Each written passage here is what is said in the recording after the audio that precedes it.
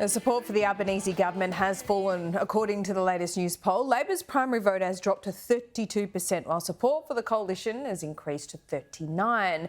The major parties are tied 50-50 on a two-party preferred basis. Voters maintain Anthony Albanese is the better Prime Minister, and he's leading Peter Dutton 46-39. Joining me now is the Nationals leader, David Littleproud.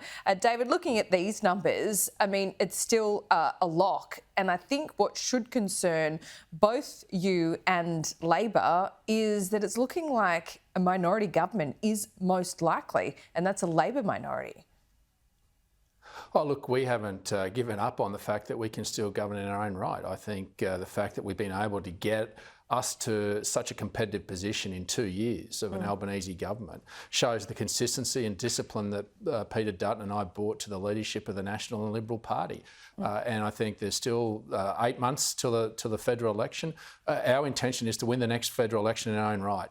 And I think that's the best thing that would happen for the Australian people. And the fact that you've seen a decline in Labor vote is the lived experience that Australians are feeling at the moment. This cost of living crisis has been created by Anthony Albanese and Jim Chalmers. It's the 1.67 million new migrants that are going to come in without giving them a home, pushing up rents, pushing up the costs. It's their electricity bills and an ideology of all renewables that's not only costing them their electricity bill, but their food bill. So it's the lived experience that Australians, and what they want is honesty.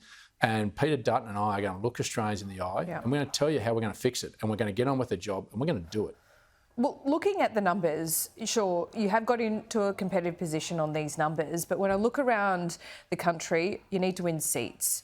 Where can you win the election when the Greens are winning inner city seats that used to be held by the LNP in Queensland, for example?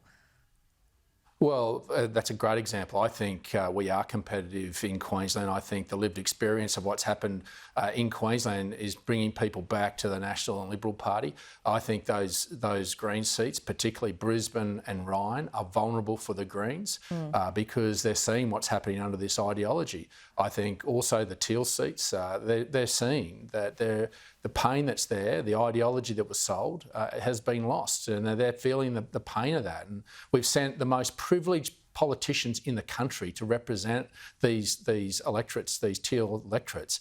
These people don't understand the lived experience of the pain that households are going through. And they're funded by a born billionaire that isn't in touch and understand how you actually pay for an electricity bill, how you actually put food on the table when Australians are missing out. I think those electorates are vulnerable to the Teals, and I think Western Australia, in particular, the live sheep issue, even saw one of these Teals conveniently change their ideological position because they could feel the tension on the ground in Perth alone, where Kate Chaney had to reverse her decision because these are decisions that have been predicated on ideology, not practical reality. And I think the punters have worked it out because they've got the lived experience of what's coming out of their wallet and their jobs that are being taken away from them because of this ideology doesn't meet the practical reality. Okay, let's look at a few other things just quickly. I want to ask you about Matt Keane. He is the head of the government's Climate Change Authority. Now we read in the AFR this morning that he's taking a senior position at a major climate investment firm. Should that be allowed to happen? Is there a conflict there? Well, I think Anthony Albanese actually has questions to answer here, and I think he should review that appointment. I don't think that it's appropriate for someone that's giving advice to the Australian government on energy to then be able to be in a significant investment firm that's in renewable energy.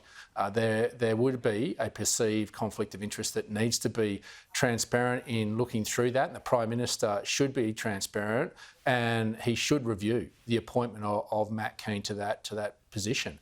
I don't think it's appropriate in my mind. Now, I'm not passing dispersions on Matt Keane's integrity, but I don't think it passed the pub test. And I think Australians can rightfully be concerned about this when you have an all-renewables approach that is destroying regional Australia, where we're expected to live with a litany of transmission lines, turbines and solar panels across our landscape, taking away our food security and pushing up your food prices. And you've got someone ideologically driven that's going to take financial advantage of that in an investment firm. I think the Albanese government has a very serious question to answer here, and whether that decision should be reviewed. I think it should be reviewed quickly, and there should be good reasoning provided if they're going to maintain Matt Keane in that position in the council. Okay, we'll see where that ends up. What about gambling advertising? John Howard, we've had Dominic Perrottet say that gambling advertising needs to end. Where do you stand on this?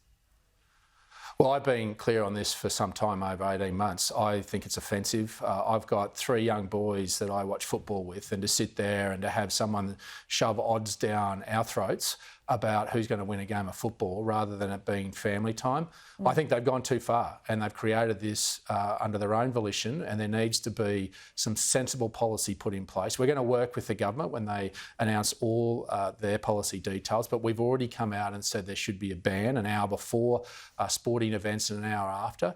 But I just think that I'm not a wowser, I don't mind a flutter, but it should be up to me to decide when I want to educate my children about gambling and introducing them in my own time, not because I've had ads shove it down my throat and my kids' throat. I think there's some common sense that can prevail here, and I think there is a way to work through this. I think we've taken the first step as a coalition in making that announcement, but I think there is more that we can do. David Littleproud, good to see you. We'll see you soon. Thanks for having me.